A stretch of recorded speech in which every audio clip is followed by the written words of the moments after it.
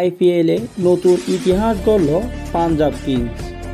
Punjab Kings এবং Chennai super কিংসের মধ্যকার ম্যাচটা যারা দেখেছেন তারা নিজেদের এক অর্থে ভাগ্যবান বলতেই পারেন।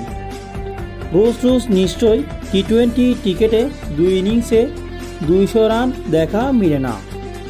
অবশ্যই আইপিএলে গত 2 ম্যাচে 4 ইনিংসে হয়েছে 200 রান বা তার বেশি। ক্রিকেট প্রেমীদের জন্য বেশ ভালো একটা বিনোদনের দিন বলা যেতে পারে অনায়াসে। তবে পাঞ্জাব প্রিয়াংশা আচার্যের ইনিংসটাকে নিয়ে কিছুটা আলাদা আলোচনা দাবি রাখে।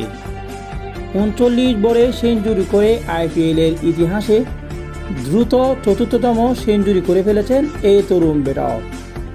তার এক সেঞ্চুরিতে একাধিক রেকর্ড তো ভেঙে গেছে, দল হিসেবেও ইতিহাস গড়েছে পাঞ্জাব কিংস, যার পিছনে বড় অবদান রেখেছেন শঙ্কং সিং এবং মার্কো ইয়ানসেন।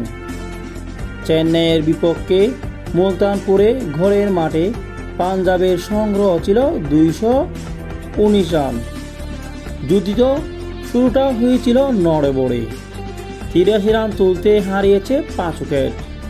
সে 5 ব্যানের কেউ 2 অঙ্কই ছুটতে পারেনি, অর্থাৎ প্রথম 5 উইকেট হারানোর পর পাঞ্জাব স্কোয়ার বোর্ডে তুলেছে মাত্র 137 রান।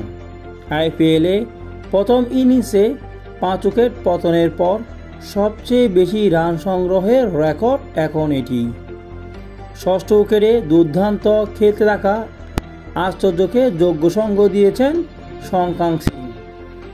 6ষ্ঠ উইকেটের জুড়িতে 2 জন মাত্র 34 বলে 71 রান জুম করে দলীয় 174 রানের আশ্চর্য আউট হলে ক্রিজে আসেন মার্কো ইয়ানসেন।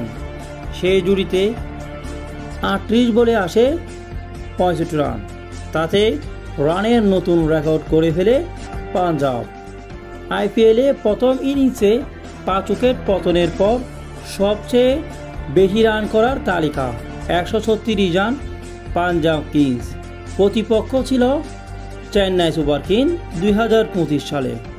125 রান হায়দ্রাবাদ। প্রতিপক্ষ ছিল রাজস্থান 2013 সালে। 124 রান কলকাতা। প্রতিপক্ষ ছিল দিল্লি 2019 সালে। 115 রান কলকাতা। প্রতিপক্ষ ছিল রয়্যাল চ্যালেঞ্জার বেঙ্গালুরু 2023 সালে। দলীয় রেকর্ড সমূহ করতে গিয়ে 52 রানের ইনিংস খেলেছেন শঙ্কং সিং। ছোটখাটো একটা রেকর্ডও করে ফেলেছেন তিনি তার সেই ইনিংসটাতেও। পাঞ্জাব কিংসের হয়ে 7 নম্বর বা তার নিচে নেমে তৃতীয় সর্বোচ্চ ব্যক্তিগত স্কোর এখন তার। 7 বা এর নিচে নেমে সর্বোচ্চ 61 রানের ইনিংস খেলেছেন সন্তোষ শর্মা 2024 সালের আইপিএলে। 60 রানের ইনিংস খেলেছিলেন ইরফান পাঠান 2010 সালে। তার পরবর্তীতে এখন 52 রানের ইনিংস খেলেছেন শঙ্কং সিং।